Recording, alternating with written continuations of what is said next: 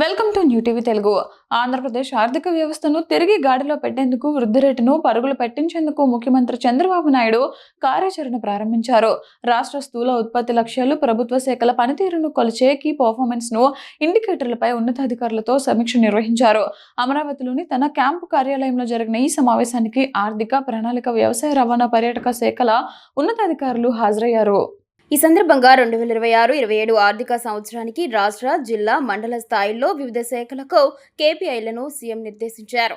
జాతీయ సగటు కంటే వెనుకబడిన సూచికలను మెరుగుపరచడమే కాకుండా అగ్రశ్రేణి రాష్ట్రాలతో సమానంగా లక్ష్యాలను చేరుకోవాలని స్పష్టం చేశారు. కేవలం నిర్దేశిత లక్ష్యాలే కాకుండా వాస్తవ వృద్ధి ఆధారంగా శాఖల పనితీరును అంచనా వేసేందుకు స్కోరింగ్ విధానాన్ని అమలు చేయాలని సీఎం నిర్ణయించారు. రాష్ట్ర, క్షేత్రస్థాయి ఆర్థిక స్థితిగతులను ఎప్పటికప్పుడు విశ్లేషించేందుకు ప్రతి నెల 12వ తేదీన ఆర్థిక నివేదికలను సిద్ధం చేయాలని ఆదేశించారు. మౌలిక సదుపాయాలపై పెట్టే వ్యయం ఆర్థిక కార్యకలాపాలను 3.5 రెట్లు పెంచేలా ఉండాలని దిశానిర్దేశం చేశారు.